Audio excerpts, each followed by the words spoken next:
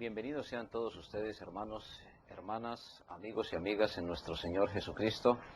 Una vez más queremos darles una cordial bienvenida a nuestra lección, la número 30, lo que cree una iglesia del Señor Jesucristo acerca de la vida venidera o de la vida futura. Siempre hay que insistir en que las tareas para los alumnos son un refuerzo no solamente para la evaluación de cada una de estas lecciones y las correspondientes calificaciones, sino sobre todo para poder retroalimentar el proceso de formación que estamos llevando unos a otros. Todos estamos aprendiendo de la palabra del Señor y de una o de otra manera solamente Dios nos usa aquí para guiar en algunas enseñanzas básicas. Sus inquietudes, sus preguntas, sus comentarios, sus dudas, sus aclaraciones siempre siguen siendo muy válidas. También de la misma manera siempre recordamos que no pretendemos tener todo el conocimiento de la palabra de Dios. Sería una falsa pretensión porque la realidad es que la palabra del Señor es tan infinita y tan inconmensurablemente grande, su extensión, su profundidad, que solamente alcanzamos a reconocer algunos principios generales. En este seminario bíblico bautista misionero latinoamericano simplemente coordinamos a través de las materias la profundización del estudio, y una de esas materias tiene que ver con la doctrina bíblica básica de una iglesia del Señor Jesucristo en 52 lecciones. La idea es que ustedes, hermanos, hermanas, mínimo una lección a la semana puedan estudiar, profundizar, evaluar y lógicamente enviar sus tareas y sus inquietudes, como decíamos anteriormente, para poder enriquecer este proceso de aprendizaje. Una de las lecciones que también son de gran importancia en esta doctrina bíblica básica es la que tiene que ver con la vida futura. ¿Qué va a suceder hacia el futuro? Si el Señor nos dice de dónde venimos y dónde estamos, también nos dice para dónde vamos. ¿Qué va a suceder con este mundo en la medida en que la maldad está avanzando y el pecado a pasos agigantados sigue destruyendo las vidas de los seres humanos? ¿Qué va a pasar con ese pecado que al final va a ser juzgado por el Señor? Bueno, algunos temas importantes y los más esenciales vamos a intentar desarrollar con la ayuda del Señor en esta lección número 30. Sin más, acompáñenos por favor al trono de la gracia en oración para que Él nos ilumine en el desarrollo de esta lección. Padre nuestro que estás en los cielos, un gran privilegio es estar delante de tu divina presencia para compartir en esta hora las enseñanzas de tu palabra. Sabemos que hay hermanos, hermanas que se están añadiendo a este seminario. Dales la fortaleza para que ellos también puedan edificarse en el conocimiento de tu palabra de la mejor manera, cada día más para tu honra y para tu gloria. Bendice, Señor, esta meditación, esta lección, la número 30 sobre la vida futura.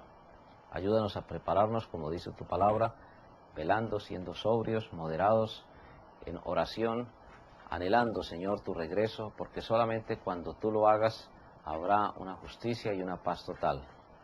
En este momento rogamos tu bendición por las necesidades de los hermanos, las nuestras propias, nuestras peticiones públicas o secretas. En Cristo Jesús te alabamos. Amén. Lo que cree una iglesia del Señor Jesucristo acerca de la vida venidera. En la parte de la disertación del maestro, en el primer punto aparece la afirmación que está relacionada con las diferencias entre los hijos de Dios, entre los cristianos, acerca de la segunda venida del Señor. Son muchas las teorías que se han afirmado, que se siguen sosteniendo, enseñando y a veces inclusive hasta especulando con relación a la segunda venida de Cristo. Simplemente en esta lección nuestro propósito es recordar lo que la palabra de Dios dice de una manera literal, de una manera sencilla, pero eso sí profundizando hasta donde el Señor nos corresponda y nos permita hacerlo. Hay personas que afirman que Cristo regresará solamente allá al final de los tiempos, en el gran juicio final. Pero sin embargo, la palabra de Dios nos habla en primer lugar que hay que reconocer que Jesús regresará, el final de los tiempos, la vida venidera, el acontecimiento más importante, pasando desde la creación, siguiendo luego con el nacimiento de Cristo, luego con su muerte y su resurrección, y luego con su segunda venida, se pueden resumir como los eventos más importantes en la historia de la humanidad. Siempre Dichos eventos han estado relacionados con la intervención de Dios. Lo primero que hay que reconocer es que Jesús regresará. ¿Quién lo afirmó? Lo afirmó el mismo Señor Jesucristo. Miremos lo que la palabra de Dios nos dice allá en el Evangelio según San Juan, en el capítulo número 14, desde los versos 1 hasta el verso número 4. En Juan 14, del 1 al 4, podemos observar que Jesús mismo afirma. No solo lo afirmaron los apóstoles, no solo lo afirmaron los profetas, no solo se enseñó en la iglesia del Señor Jesucristo en su periodo primitivo. Hay que recordar que principalmente lo afirmó el Señor Jesús. Juan 14, 1 dice: no se turbe vuestro corazón. Jesús está hablando a su iglesia. Creéis en Dios, creed también en mí. En la casa de mi Padre muchas moradas hay. Si así no fuera, yo os lo hubiera dicho. Voy pues a preparar lugar para vosotros. Y si me fuere y os preparare lugar, vendré otra vez. Y os tomaré a mí mismo, para que donde yo estoy, vosotros también estéis. Y sabéis a dónde voy, y sabéis el camino. Lo primero que hay que reconocer en cuanto a la segunda venida del Señor Jesucristo es que así como la primera venida se profetizó durante varios milenios, la segunda venida también se profetiza y también, igual que la primera, se cumplirá. Jesús regresará, es sin ni más ni menos la enseñanza doctrinal de la cual hay que partir hacia la vida futura. Lo que nos espera en el orden, en el programa del universo, es la segunda venida de nuestro Señor Jesucristo. En muchas oportunidades aparece registrada esa segunda venida del Señor Jesús, tanto en el Antiguo como en el Nuevo Testamento. Dentro del anuncio de todo el consejo de Dios, pues hay que incluir también la enseñanza de la segunda venida de Cristo.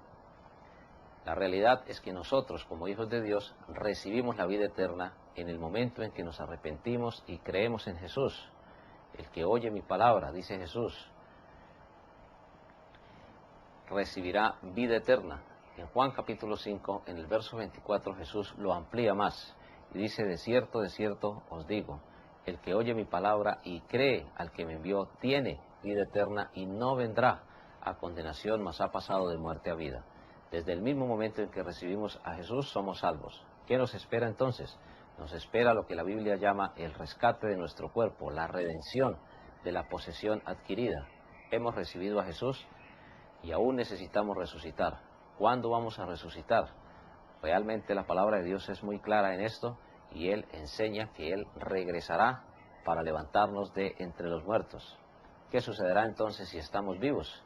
Pues si estamos vivos, la palabra de Dios enseña que tanto a su iglesia como a sus hijos Él llevará en arrebatamiento allá hasta el tercer cielo y se iniciará un periodo que la Biblia denomina de tribulación y gran tribulación.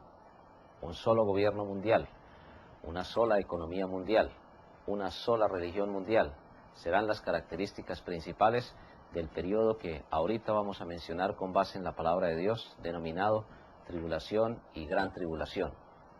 Así que, apreciados hermanos, hermanas, el evento máximo en la historia de la humanidad hacia el futuro tiene que ver con la segunda venida del Señor Jesucristo. ¿Cómo sabemos que Él regresará? Simplemente porque Él lo dijo. Y si Él lo dijo, Él prometió, y cuando Él promete, cumple. Es absolutamente necesario que Jesús regrese a resucitarnos, a establecer sus diferentes juicios, el juicio del tribunal de Cristo, el juicio de los gentiles hacia el pueblo de Israel, el juicio también del gran trono blanco y las bodas del Cordero, cuando el Señor Jesucristo se casará con su iglesia para gobernar sobre la tierra en el periodo denominado el milenio y luego en las edades finales, cielo nuevo y tierra nueva. Se puede decir que estas son las generalidades de esta doctrina de la vida futura. Vamos entonces ahora a mirar con algunos textos cada uno de estos aspectos.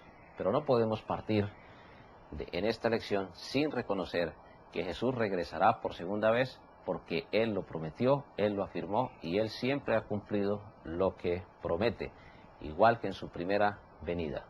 Ya no regresará como Salvador, ya no vendrá humilde a soportar los azotes, los escupitazos, las ofensas y los agravios y todo el castigo por nuestro pecado. No, Regresará no como Salvador, no como Mesías, sino salvará, o mejor, regresará como juez. Ese será el propósito final de la segunda venida de nuestro Señor Jesucristo. Existen diferencias en cuanto a si vendrá antes del periodo denominado tribulación y gran tribulación, que la Biblia menciona como los 7 últimos años aquí en la tierra antes de establecer el reino milenial. Otros afirman que regresará a la mitad de esos 7 años, y esos 7 años en la Biblia se le denomina también una semana desde el libro de Daniel. Y entonces algunos dicen que regresará a la mitad de esos 7 años o a la mitad de la semana. Otros afirman que será al final de la semana.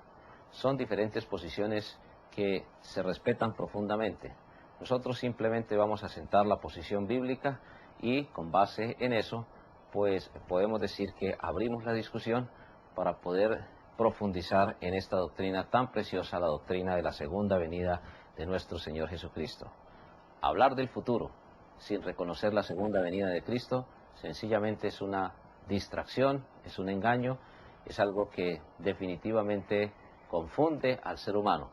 ¿Para dónde va el ser humano? El ser humano va hacia Dios, o con Cristo en la gloria eterna, o sin Cristo en la condenación.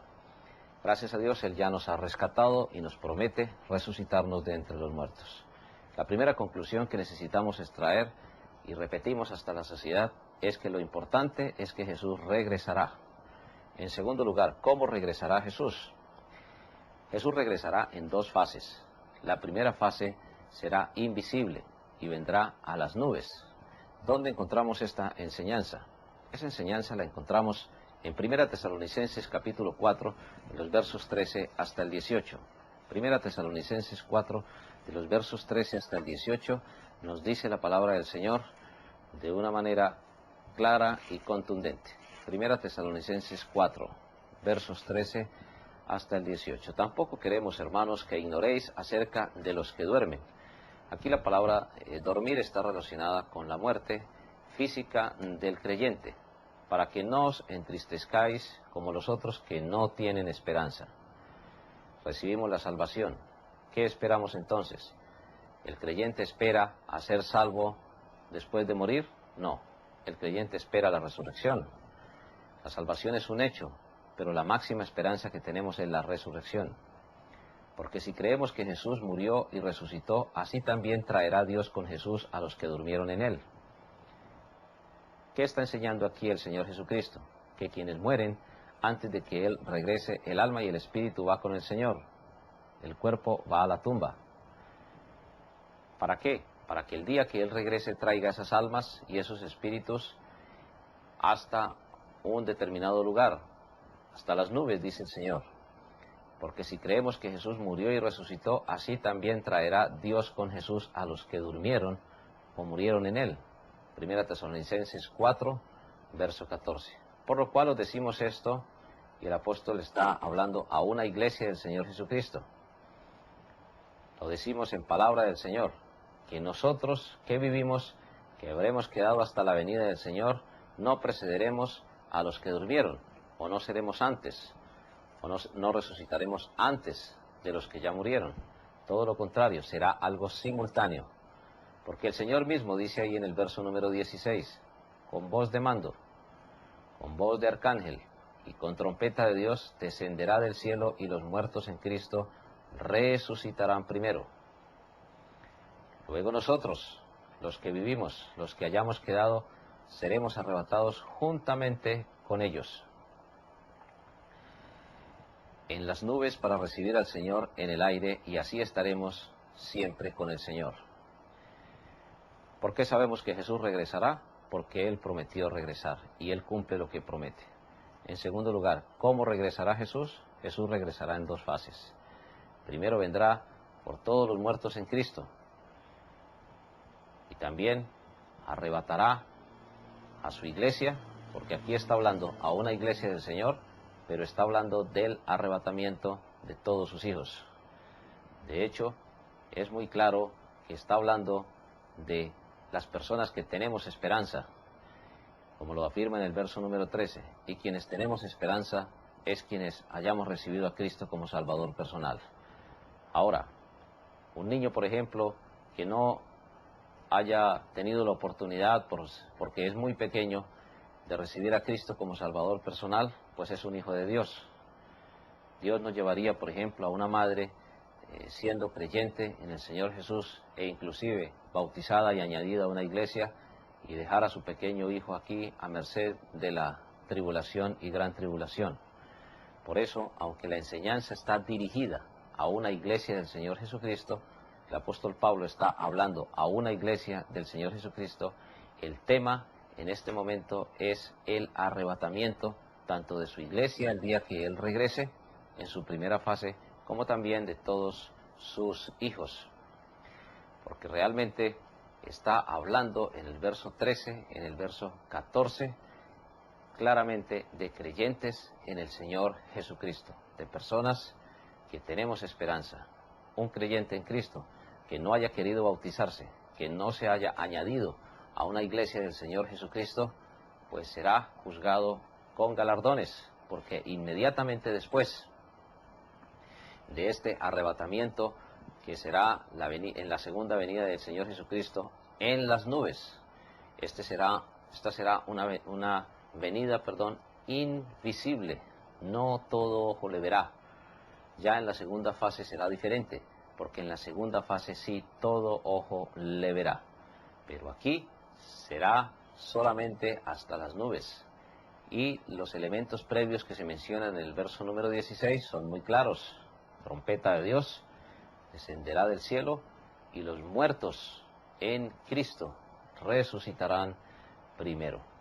Luego nosotros, los que vivimos, los que hayamos quedado, seremos arrebatados juntamente con ellos. Cuando dice nosotros, no se está refiriendo solamente a los miembros de una iglesia local del Señor Jesucristo. De ninguna manera. Se está refiriendo a todos los verdaderos hijos de Dios que en ese momento hayan recibido a Cristo como Salvador personal. Así, esa será la primera fase. La fase en que solamente vendrá en las nubes. La segunda fase, entonces, será allá previamente al milenio, cuando el Señor vencerá de una manera contundente y de una manera muy clara a sus diferentes adversarios. El anticristo, que será el emperador mundial profetizado en el libro de Daniel, el falso profeta que unirá a todas las religiones en el movimiento que se denomina el ecumenismo, y también al diablo, la Trinidad infernal.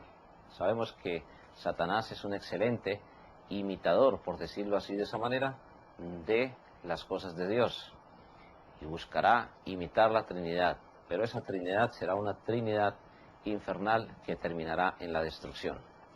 Por eso, en esta segunda venida del Señor Jesucristo, resaltamos, y podemos afirmarlo categóricamente en Apocalipsis capítulo 19, que ahí se está enseñando que Jesús regresará antes de establecer su reino milenial. El milenio será un periodo de 1000 años, valga la redundancia, como la Biblia lo dice, donde el Señor gobernará, haciendo un periodo de transición entre lo que existe en este momento, que la Biblia denomina este siglo, y el siglo venidero.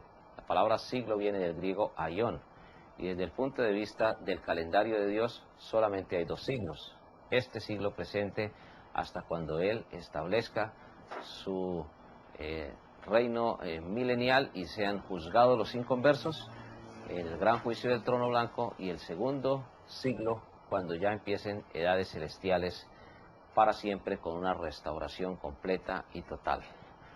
Por eso, la palabra de Dios nos dice que literalmente somos premilenialistas. ¿Qué significa la expresión premilenialistas?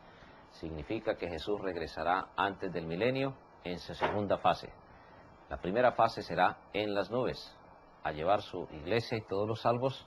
La segunda fase será ya finalmente al terminar la gran tribulación para establecer su reino milenial. ¿Por qué podemos decirlo? Porque en Apocalipsis capítulo número 19, desde el verso número 11 dice: entonces vi el cielo abierto y aquí un caballo blanco, y el que lo montaba se llamaba Fiel y Verdadero, y con justicia juzga y pelea. Sus ojos eran como llama de fuego. Está hablando el apóstol Juan en la isla de Patmos, en la revelación que recibió. Y había en su cabeza muchas diademas, y tenía un nombre escrito que ninguno conocía sino él mismo. Estaba vestido de una ropa teñida en sangre, y su nombre es el Verbo de Dios. Y los ejércitos celestiales, vestidos de lino finísimo, blanco y limpio, le seguían en caballos blancos. De su boca sale una espada aguda para herir con ella a las naciones, y él las regirá con vara de hierro. Y él pisa el lagar. El lagar era el lugar donde se fermentaba la uva, y luego la persona que trabajaba iba y la exprimía, por decirlo de esa manera, como una especie de tanque, de depósito, del vino del furor y de la ira del Dios Todopoderoso. Y en su vestidura y en sus muslos tiene escrito este nombre: Rey de Reyes y Señor de Señores.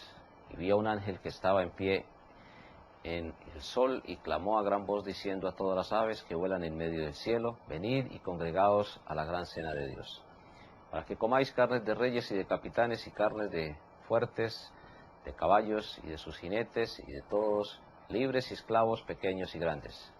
Y vi a la bestia, a los reyes de la tierra y a sus ejércitos reunidos para guerrear contra el que montaba el caballo y contra su ejército. Aquí claramente vemos un conflicto final entre Cristo y todas las eminencias de la tierra. La bestia fue apresada, con ella el falso profeta. Sabemos que la bestia es el anticristo, que había hecho delante de ella las señales con las cuales había engañado a los que recibieron la marca de la bestia y habían adorado su imagen.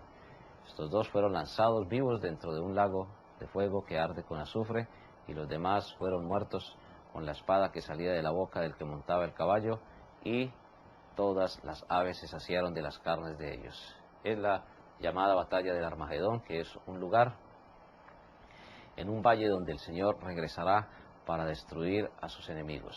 Y en el capítulo 20, a partir del verso 1, dice la Biblia: vi un ángel que descendía del cielo con la llave del abismo y una gran cadena en la mano.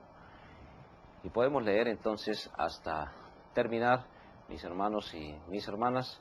En el verso número 3 dice: y lo arrojó al abismo, y lo encerró, y puso su sello sobre él, para que no engañase más a las naciones, hasta que fuesen cumplidos 1000 años.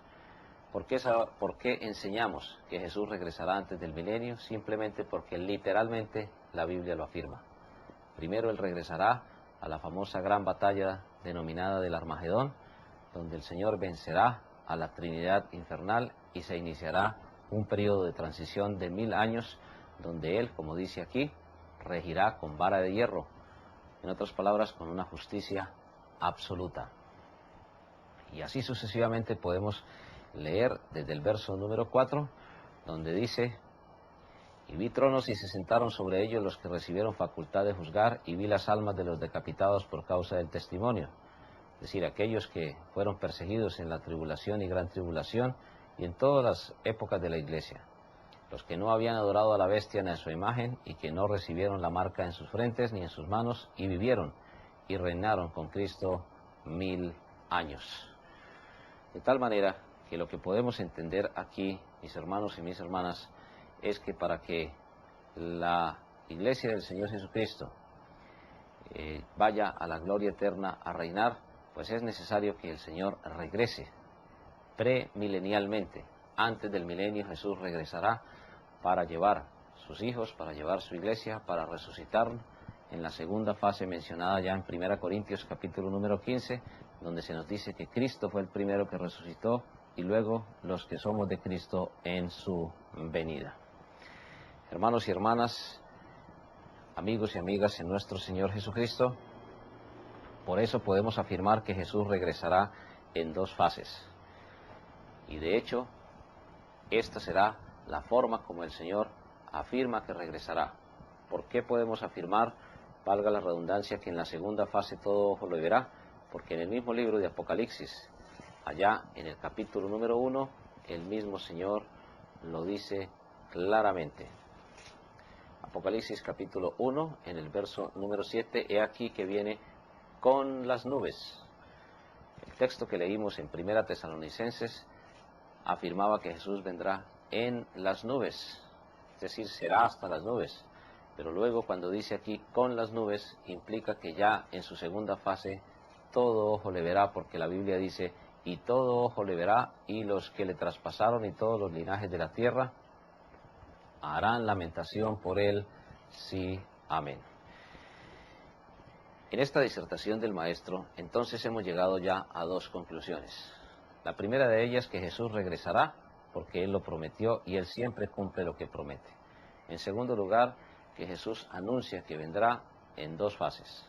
La primera fase será hasta las nubes para desarrollar la primera fase de la resurrección, cuando Él nos levante de entre los muertos, o si regresara hoy y nosotros no hemos muerto, simplemente seríamos traspuestos en cuerpo y alma. Nuestra muerte física sería instantánea, y al ser instantánea Él simplemente nos llevaría y nos daría un nuevo cuerpo, glorioso ya y resucitado para estar para siempre con el Señor.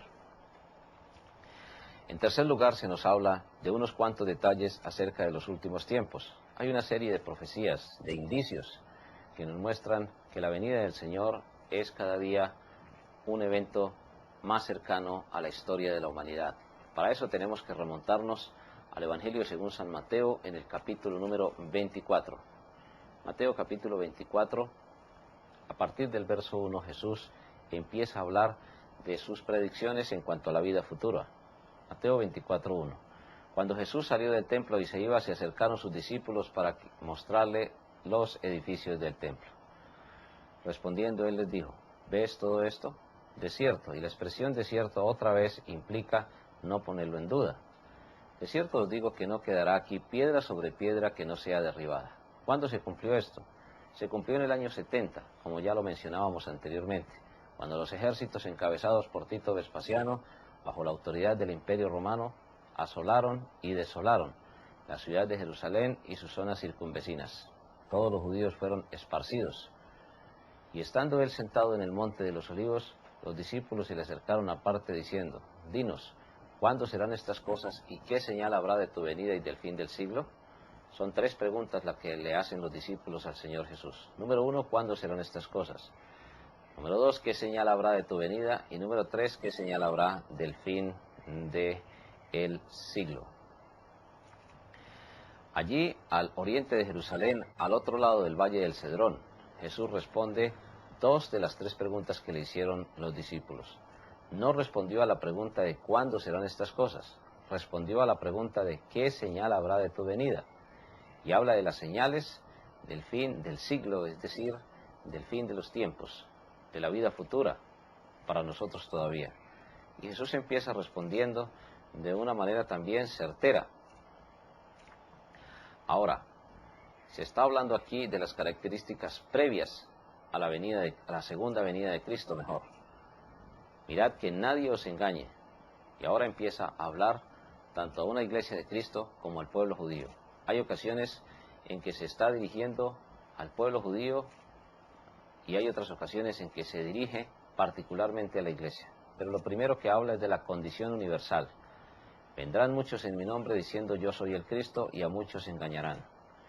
¿No ha sucedido en estos últimos tiempos que muchas personas afirman ser el Cristo, han engañado a una gran cantidad de personas, se han aprovechado mejor de los recursos económicos y en algunas ocasiones situaciones tan lamentables como la de Guyana, donde Jim Jones asesinó a varias personas suicidándolos, o mejor, incitándolos al suicidio para estar con el Señor, entre comillas? Son enormes las catástrofes y son enormes los malos testimonios de personas que, haciéndose pasar por Cristo, han dominado y han manejado a una gran cantidad de personas, llevándolos por el engaño, apartándolos de la palabra de Dios. Muchas personas afirman y han afirmado en estos 20 siglos ser el Salvador de la humanidad. Muchas personas han llegado con pretensiones mesiánicas, por decirlo así de esa manera. Es por eso que Jesús está diciendo aquí que nadie os engañe. Vendrán muchos en mi nombre, es la primera característica, diciendo yo soy el Cristo. Pero no solamente en Guyana. Hace cerca de unos 10 años aproximadamente, fue famosa la situación de David Koresh en Waco, Texas, en Estados Unidos, donde un número de personas fue también asesinados por las balas de este falso Mesías. Nosotros sabemos que ha habido muchos falsos Mesías en los últimos tiempos y no es extraño que aparezca esta señal en medio de los tiempos. La verdad es que Jesús no se equivocó, porque Jesús estaba diciendo aquí que uno de los engaños es poner la mirada en los seres humanos. Es absolutamente necesario poner la mirada en el Señor Jesucristo y en lo que Él nos dice a través de su palabra. Cuando Él nos habla a través de su palabra, Él nunca se contradice. La primera gran señal entonces será esta. Y en el verso 6 sigue hablando de las otras señales en cuanto a la segunda venida de Cristo, el principal acontecimiento de la vida futura. No tenemos que especular sobre el futuro, no tenemos que adivinar sobre el futuro, entre comillas. El futuro de la humanidad está claramente definido en la palabra de Dios. Aquí encontramos las señales de los últimos tiempos y encontramos también la profecía de la segunda venida del Señor Jesucristo, como lo estamos mencionando antes de palabras anteriores en sus dos fases. Sigue diciendo en el verso número 6, y oiréis de guerras y rumores de guerras. Mirad que no os turbéis, porque es necesario que todo esto acontezca, pero aún no es el fin. El siglo que acabamos de concluir en la historia de la humanidad fue uno de los siglos más violentos. Desde los siglos XV, XVI, XVII en adelante, el ánimo de guerra fue incrementándose paulatinamente hasta desencadenar en uno de los conflictos mundiales más serios, como fueron la Primera y Segunda Guerra Mundial, donde cerca de unos 20 millones de personas aproximadamente perdieron sus vidas en los campos de batalla, fuera de las enormes masacres que se presentaron en diferentes zonas de los conflictos. Es por eso que hablar en estos momentos de paz es algo tan atractivo y seductor para la humanidad. Hemos pasado de un conflicto a otro, no solamente a nivel internacional y mundial, sino también a nivel local. Ya sabemos que el anticristo, quien encabezará el gobierno mundial, en cabeza, valga la redundancia, de sus potencias, pues ofrecerá una falsa paz y en cierto modo logrará temporalmente calmar un poco los ánimos por el egoísmo, por el odio, por la ambición y por la codicia, que es lo que ha desencadenado, cuando no es de discriminación, los conflictos que están aquí mencionados claramente en la palabra del Señor. Jesús está diciendo que es necesario que todo esto acontezca, pero aún no es el fin. Y dice en el verso 7, se levantará nación contra nación y reino contra reino, y habrá pestes y hambres y terremotos en diferentes lugares. Los avances de la medicina han sido muy significativos en estos últimos tiempos. Sin embargo, muchos de los grandes científicos, hablando de la salud humana, viven sorprendidos por la cantidad enorme de epidemias que están surgiendo de una manera agigantada. El cáncer, el SIDA y diversas enfermedades se están convirtiendo en epidemias mundiales y ya están en órdenes bastante elevados en cuanto al efecto sobre la población. Muchos de ellos afirman de una manera sincera que son muy pocas las enfermedades que realmente se han logrado erradicar de la existencia humana. La medicina hoy está ocupada más de la parte de ayudar al ser humano a sobrevivir, porque se siente muchas veces impotente frente a tantas pestes. Y cuando hablamos del hambre, pues sencillamente lo que podemos ver es que los niveles de desempleo a nivel mundial han ido creciendo de una manera no aritmética, sino ya geométrica. Ya no se suman los desempleados, ya se multiplica en este fenómeno a nivel mundial la necesidad de empleo. De tal forma que Jesús tenía absolutamente toda la razón cuando está mencionando esto.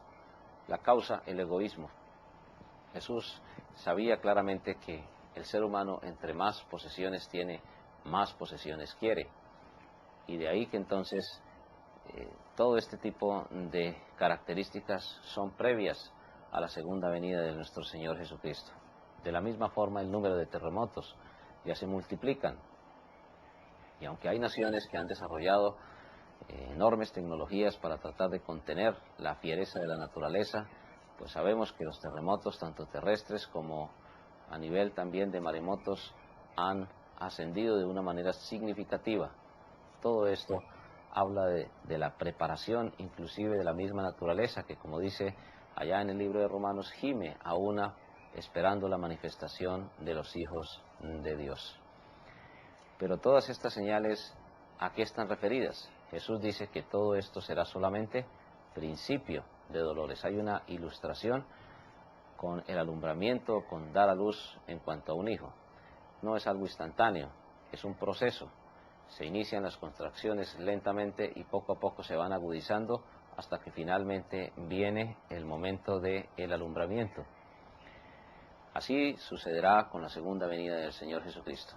Tenemos aquí entonces, apreciados hermanos y hermanas, las condiciones. El mundo irá de mal en peor. Lo que podemos ver aquí es que simplemente habrá principio de dolores. Y luego entonces vendrán dos periodos muy breves, cada uno de 3 años y medio. El primero, tribulación. Entonces os entregarán a tribulación. Hay que recordar que esta tribulación y gran tribulación está referida al pueblo de Israel. A la iglesia no se le promete, o mejor, no se le expone en ningún momento a que deba pasar por la tribulación o gran tribulación. ¿En qué nos basamos para afirmar esto?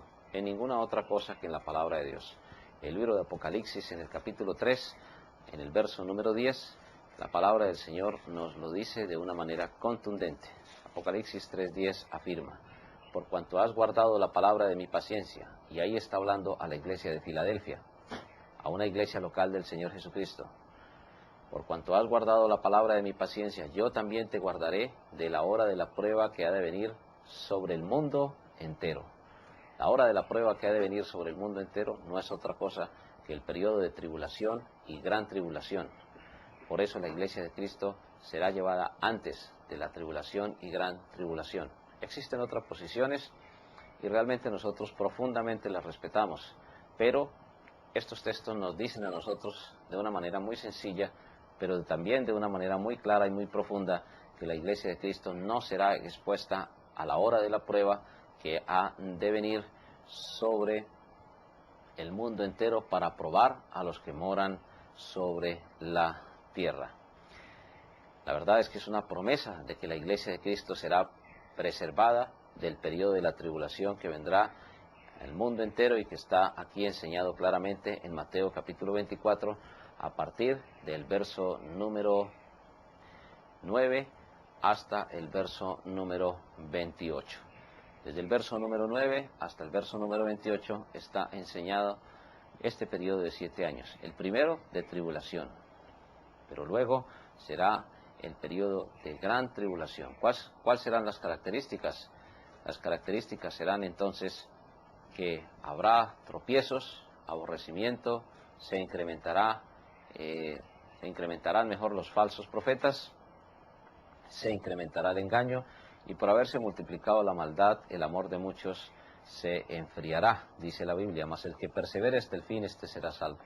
En el periodo de la tribulación y gran tribulación habrá diversas formas por medio del cual Dios se manifestará. Jamás Él se ha dejado sin testimonio. Y aunque el Espíritu Santo será quitado de la iglesia como tal, el Espíritu Santo sigue siendo Dios y usará, por ejemplo, los 2 testigos mencionados allá en el libro de Apocalipsis para proclamar su evangelio, porque Dios nunca se ha dejado sin testimonio. Aquí vemos entonces que ya la salvación habrá que preservarla por las propias fuerzas. El pueblo de Israel, sobre todo al que se le promete la tribulación y gran tribulación, por su dureza de corazón, enfrentará los diferentes juicios, por decirlo de esa manera, que se van a realizar en tribulación y gran tribulación. Y será predicado este evangelio del reino en todo el mundo para testimonio a todas las naciones, y entonces vendrá el fin. Sabemos que siempre que la palabra de Dios se predica, hay fruto, que ella nunca regresa vacía. Por eso podemos afirmar sinceramente que aunque sean muy pocos los que se arrepientan y crean en Jesús en este último periodo, pues sencillamente habrá algunos. Otros, particularmente personas que siendo creyentes hayan participado o sean parte del pueblo judío mejor, pues tendrán que sufrir la persecución. Algunos serán decapitados por no permitir la marca del 666, la marca de la bestia, y finalmente entonces resucitarán en gloria, como el Señor lo afirma allá en el libro de Apocalipsis, para dar a entender que ellos finalmente serán restituidos, aunque sí tendrán que sufrir en cierto modo la persecución. La persecución será entonces contra el pueblo de Israel y contra aquellos que reciban a Cristo en ese periodo de tribulación y gran tribulación. Textos como el de 1 Timoteo capítulo 4, a partir del verso 1, donde se habla del incremento de la doctrina de demonios, son textos que nos ayudan también a corroborar que el satanismo es una de las manifestaciones más evidentes y una de las pruebas también más contundentes de que la segunda venida del Señor Jesucristo se acerca. En 1 Timoteo capítulo 4 dice el Espíritu, hablando del Espíritu Santo, dice claramente que en los postreros tiempos empezaron. Entre la primera y la segunda venida de Cristo van a finalizar. Empezaron cuando Cristo ascendió, terminarán cuando Jesús regrese victorioso sobre la Trinidad infernal. Dice, algunos abandonarán la fe, apostatarán de la fe, escuchando espíritus engañadores y a doctrinas de demonios. Ya viene el ataque contra la familia, el ataque contra la forma de alimentarse, dando a entender que la actividad demoníaca será una realidad. No es para nadie un secreto que en el siglo XX, a mediados del siglo XX, Satanás estableció su iglesia satánica y el satanismo es hoy una religión más de las que avanzan en el mundo, promulgando sus doctrinas de adoración al demonio y el incremento de la hechicería y toda la especulación que se enseña a través de adivinaciones, horóscopos y todo lo demás, confundiendo al ser humano y desviándolo de la verdadera relación con Dios. El futuro no es para adivinarlo, es para estudiarlo en la palabra de Dios, en lo que está allí profetizado. Es para proyectarlo, guiándonos siempre hacia Cristo, administrando todo lo que Él nos ha prestado aquí en nuestra vida, tanto lo físico como lo emocional y de hecho también lo espiritual. El juicio entonces final será en Apocalipsis capítulo 20, a partir del verso 11, donde los incrédulos serán levantados y se les demostrará que por sus obras han quedado plenamente condenados, que ellos mismos escogieron la condenación, que no es que Dios haya querido, porque Dios no quiere que nadie se pierda, sino que todos procedan al arrepentimiento. Pero, siendo Dios un Dios de amor y de misericordia, también es un Dios justo, porque no es justo que una persona a la cual se le ha brindado la oportunidad toda la vida de recibir a Jesús como su Salvador, lo haya rechazado insistentemente. Por eso, la segunda venida de Cristo será previa al reino milenial del Señor Jesús, al trono blanco del juicio de los perdidos y a la iniciación en cielos nuevos y tierra nueva. Es verdad que en estos pocos minutos solamente hemos hecho un esbozo general de la doctrina de la segunda venida de nuestro Señor Jesucristo. Pero como es un tema de consulta, como es un tema de profundización, pues se hace necesario que en estas lecciones sus preguntas, sus comentarios, sus inquietudes sean claramente expuestas en sus tareas para los alumnos, de manera que podamos entonces compartir de la mejor manera. Un texto final lo encontramos en Zacarías capítulo 14, en el verso número 4, donde Jesús afirma que regresará al monte de los olivos y será tanto su poder que ese valle se partirá en dos para presentar su batalla final contra la Trinidad infernal. Pero es una realidad. Avanzamos hacia un solo gobierno mundial que ofrecerá una falsa paz. Avanzamos hacia una economía mundial que ofrecerá un bienestar económico ficticio. Avanzamos hacia una sola religión mundial que ofrecerá también una paz espiritual supremamente aparente, porque vacía al ser humano de su relación con Dios. Es un muy breve resumen de esta lección, donde tenemos que recordar que si Jesús prometió volver, lo mejor que nos puede suceder es que Él regrese para llevarnos con Él, donde habrá consuelo y donde dice la palabra de Dios que toda lágrima se enjugará, porque estaremos para siempre gozando con el Señor. No es idealismo barato, no es tampoco una mitología elaborada para tratar de distraer al ser humano, simplemente es que si Dios nos ha creado para que tengamos con Él una comunión completa, vivamos para su honra y su gloria y reconozcamos que sin Él nada somos. En los méritos de Jesús hemos expuesto esta lección, reconociendo humildemente que hay muchas cosas que se nos quedan por profundizar, pero que tendremos la oportunidad de retroalimentar el proceso. Que Dios nos bendiga a todos grande y ricamente.